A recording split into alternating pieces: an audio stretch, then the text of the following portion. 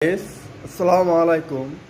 So because সিদিনে অসমৰ আমাৰ মুখ্যমন্ত্ৰী হিমন্ত ডাঙৰীয়া এইটো এটা ভিডিঅ' মুছলমানক বুলি কৰি কিনে এইটো তাই নিজে টুইট কৰিছে এইটো ভিডিঅ'।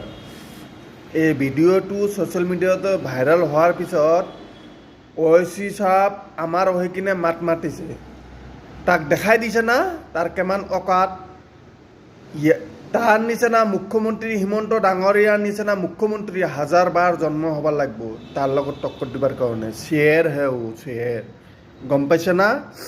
অসমৰ যিমান মানুহ আছে আপোনালোকে ঐচি চাবক আপুনি চাপৰ্ট কৰিবা। আপুনি হৈ কিনে দেখি আমাৰ মুছলমানৰ কিবা যদি জুলুম হয় আমাৰ হৈ কিনে কোনে মাতে আপোনালোকে গাই আছে, আপোনালোকে কৈছে আপোনালোকে এইটো চাব। কিন্তু এটা মুখ্যমন্ত্ৰী হোৱাৰ আগতে তাৰ এক কথা মাটি নাথাকে। মুখ্যমন্ত্ৰী হোৱাৰ পিছত তাৰ খানদানৰ নামত হাজাৰ হাজাৰ মাটি হয়। এইটো আমাৰ প্ৰশ্নটো লাগে। আমি আহি আছোঁ দেই, আমি হাইকোৰ্টত আহি আছোঁ। আমাৰ এইটো আমাৰ এইটো লাগে। এইটো তাৰ হিমন্ত ডাঙৰীয়া ইমান হাজাৰ হাজাৰ মাটি ক'ৰ পৰা আহিল আমাৰ এইটো লাগে। আৰু এটা আপোনালোকে দেখিয়ে আপোনালোকে অলপ পইচাৰ কাৰণে আপোনাৰ ল'ৰা ছোৱালীৰ ভৱিষ্যত কেতিয়াবাও এনেকুৱা নকৰিব যে পইচা দিছে বিজেপিক ভোট দিওঁ, এবাৰ বিজেপি কিবা কাৰণত আহি যা।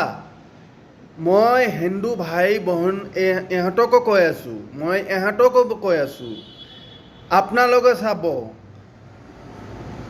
এতিয়া আমাক টাৰ্গেট কৰি আছে, কালি আপোনাকো টাৰ্গেট কৰিব। কোনোবা গেৰাণ্টি আছে নেকি? যোনবিলাক ইহুদি হয় আমাক যে টাৰ্গেট কৰি আছে এতিয়া মুখ্যমন্ত্ৰী ডাঙৰীয়া, কালি আপোনাক টাৰ্গেট কৰিব কোনো গেৰাণ্টি আছে নেকি?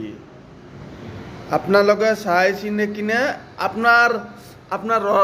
আপুনি ভোট দিয়াৰ আগতে আপোনাৰ ল'ৰা ছোৱালী কি কৰিব, আপোনাৰ ভৱিষ্যত কি হ'ব, আপোনাৰ ল'ৰা ছোৱালী কি হ'ব ভৱিষ্যত, আপোনাৰ ভাল শিক্ষা দিব না নাই, এনেকুৱা দল চাই পেলাই ভোট দিব আপুনি।